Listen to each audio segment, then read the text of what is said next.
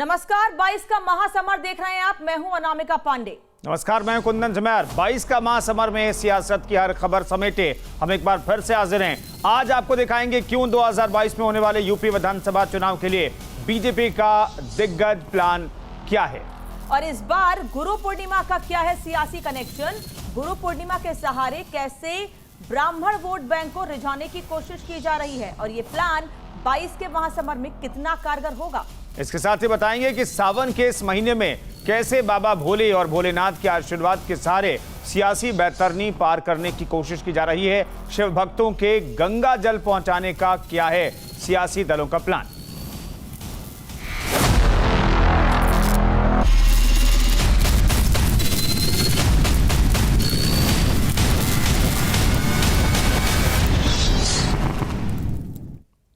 तो 2022 का महासमर जीतने के लिए बीजेपी अपने प्लान में बदलाव कर सकती है। बीजेपी की पूरी कोशिश है कि इस बार पहले से बड़ी जीत दर्ज की जाए, लिहाजा पार्टी के गेम प्लान में बदलाव देखने को मिल सकता है। बताया जा रहा है कि इस बार बीजेपी अपने दिग्गजों को चुनाव मैदान में उतार सकती है, जिसमें सीएम योगी, प्रदेश अध्यक्ष स्वतंत्र देव सिंह और दोनों डिप्टी सीएम विधानसभा का चुनाव लड़ सकते हैं। और कुंदन, बीजेपी इस मेगा प्लान से कितना उसको सफलता मिलेगी, कितना फायदा होगा, ये तो चुनाव के बाद ही पता चल सकेगा। लेकिन हाँ, इसके बाद विपक्षी दलों में हलचल जरूर मच गई। बिल्कुल माहौल बनता है। दरअसल बड़े नेता जिस विधानसभा चुनाव से लड़ते हैं उसके आसपास भी एक माहौल बनता है। शायद यही प्लान है बीजेपी का।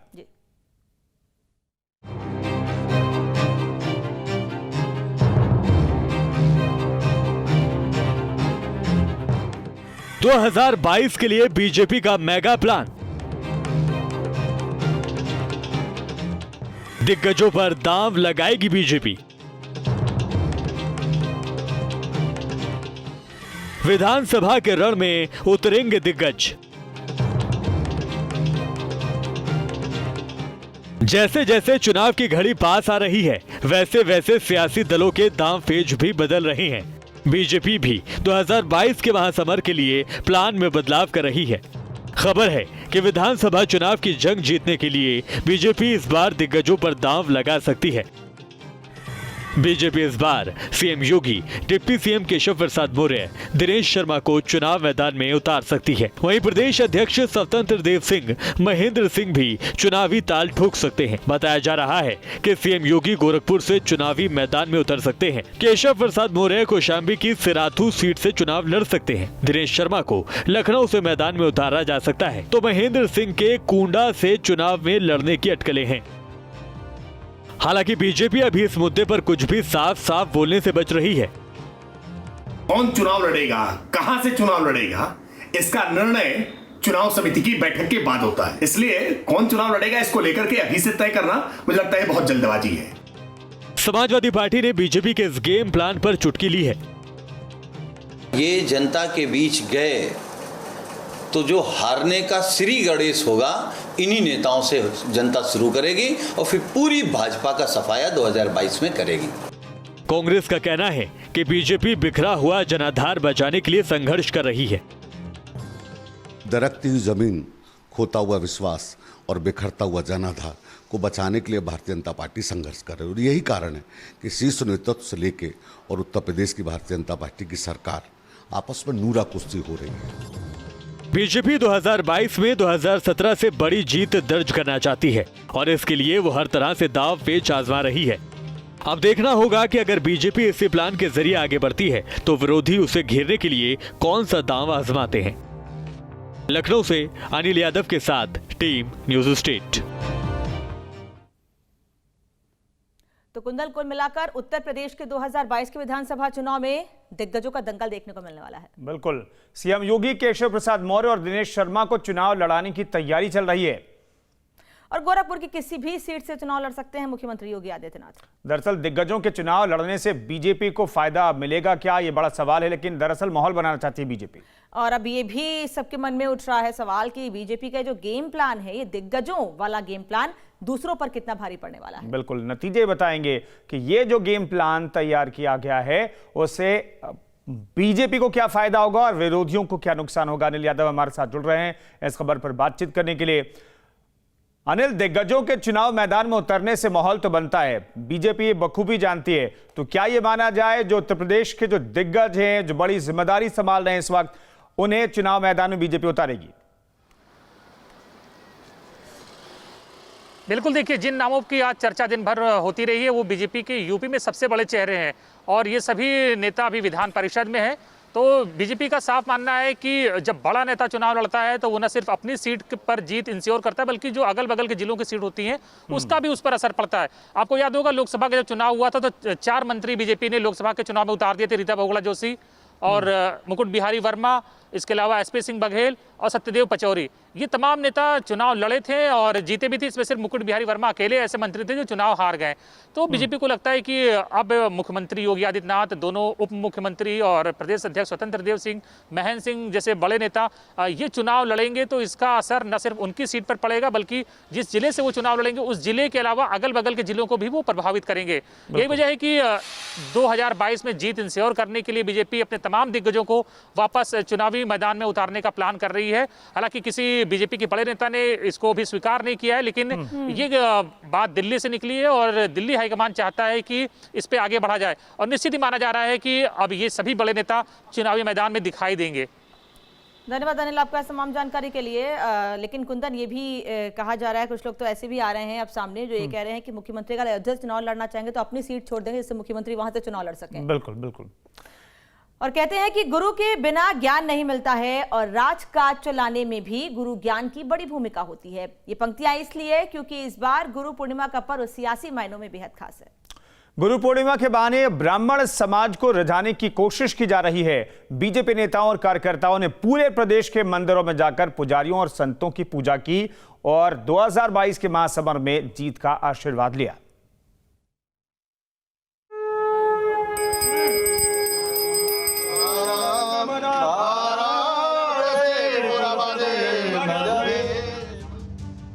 अगले साल यूपी विधानसभा के चुनाव होने वाले हैं और उससे पहले आया ये गुरु पूर्णिमा का पर्व सियासी लिहाज से बेहद खास है। गुरु पूर्णिमा के सहारे ब्राह्मणों को रिझाने की कोशिश की जा रही है। बीजेपी नेताओं और कार्यकर्ताओं ने मंदिर जाकर पुजारियों और संतों की पूजा की तो पीएम मोदी ने भी गुरु की महत्ता का पाठ पढ़ाया। जहां ज्ञान है वहीं पूर्णता है, वही पूर्णिमा है। बीजेपी प्रदेश अध्यक्ष स्वतंत्र देव सिंह ने लखनऊ के लाटूश रोड पर स्थित बौद्ध मंदिर में दर्शन किए, साधु संतों का आशीर्वाद लिया। गुरु ब्रह्मा गुरु विष्णु गुरुदेव महेश्वर गुरु साक्षात परम ब्रह्म तस्मै श्री गुरुवे नमः। मुख्यमंत्री योगी आदित्यनाथ ने गोरखपुर में महंत दिग्विजयनाथ और महंत अवैधनाथ की प्रतिमा पर माल्यार्पण किया। धार्मिक भावनाओं पर सवार सियासत को हवा देने में कोई भी दल पीछे नहीं है, फिर चाहे बात बीजेपी की हो या फिर समाजवादी पार्टी या फिर कांग्रेस की। बीएसपी अध्यक्ष मायावती ने ट्वीट कर गुरु पर्व की सभी को बधाई दी है। पूरे देशवासियों को गुरु पूर्णिमा की हार्दिक बधाई और शुभकामनाएं। साथ ही तथागत गौतम बुद्ध सहित अन्य तमाम महान गुरुओं के भी बताए हुए मानवतावादी रास्तों पर चलकर देश में सुख, शांति व सौहार्द स्थापित करने की भी अपील। कोई भी दल आस्था के आश्रय सत्ता की सियासत को साधने के जुगत में पीछे नहीं दिखना चाहता। सभी दल अपनी अपनी तरह से कोशिश में जुटे हैं। हालांकि इस कवायद का हासिल क्या होता है इस पर हर किसी की नजर है। Team news state. तो कुंदन, गुरु पूर्णिमा का पर्व इस बार बहुत खास है। आज दोपहर 1:30 बजे कुछ नेताओं से बात भी हो रही थी, उनको आपत्ति भी थी कि इस पर राजनीति क्यों हो रही है। इस खास मौके को खास बनाया जाए लेकिन राजनीति या इवेंट नहीं बनाना चाहिए इसको। गुरु के बिना ज्ञान नहीं मिलता, ये तो साफ है, लेकिन अब राजनीति भी हो रही है इस पर। दरअसल ब्राह्मण वोट को साधने की कोशिश है। सत्ता राजकाज में गुरु की बड़ी भूमिका होती है। गुरु पूर्णिमा में साधने की कोशिश हो रही है ब्राह्मणों को। और बीजेपी नेताओं ने पुजारी संतों की पूजा भी की है। ब्राह्मण वोट को साधने में अब सभी दल जुट गए हैं। और वक्त छोटे से ब्रेक का खास पेशकश जारी है। ब्रेक के बाद 22 का महासमर में आपका स्वागत है। कुंदन, चुनाव नजदीक है, हम हर रोज 22 का महासमर में बताने की कोशिश करते हैं किस तरह से उत्तर प्रदेश में हर रोज एक नई चीज निकलकर सामने आ रही है। एक तरफ ब्राह्मणों को साधने की कोशिश हो रही है तो दूसरी तरफ हिंदू वोट बैंक को रिझाने का भी प्रयास किया जा रहा है। इस बार कोरोना की वजह से यूपी उत्तराखंड में कांवड़ यात्रा पर बैन है, लिहाजा कांवड़िए गंगा जल लाने हरिद्वार भी नहीं जा सकेंगे। ऐसे में बीजेपी और कांग्रेस शिवालयों के बाहर शिव भक्तों को गंगा जल मुहैया कराने की कोशिश में जुटी है।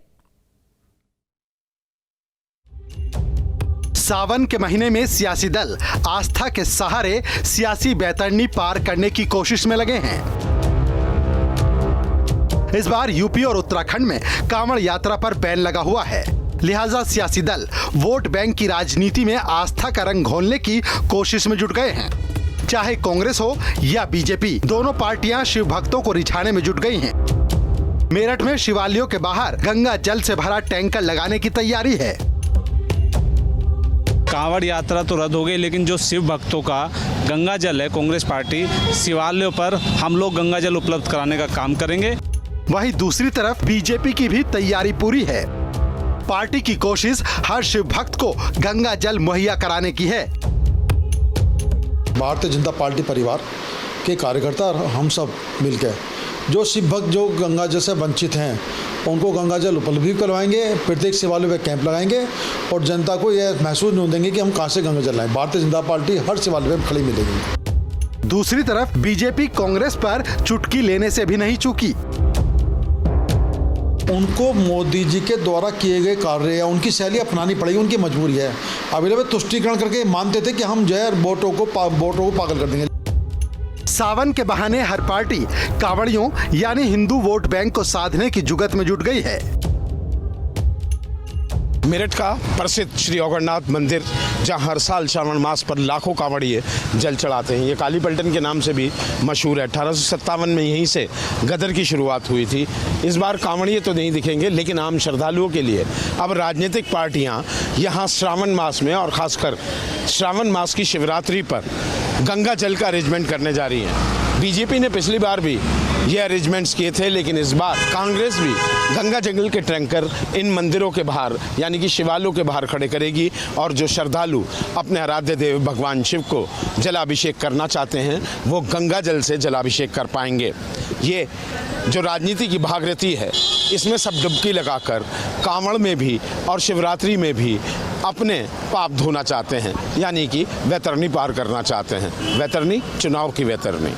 वीडियो जर्नलिस्ट नवीन पाल के साथ अभिषेक शर्मा, मेरठ, न्यूज़ स्टेट, उत्तर प्रदेश। तो भगवान शिव के नाम से लेकर गंगा जल तक पर अब सियासत हो रही है। ब्राह्मण, हिंदू वोट बैंक, मुस्लिम वोट बैंक सभी को साधने की कोशिश उत्तर प्रदेश में हो रही है, क्योंकि जाति धर्म की राजनीति अब हावी है उत्तर प्रदेश में भी। हमारी इस खास पेशकश में इतनी खबरें जारी हैं।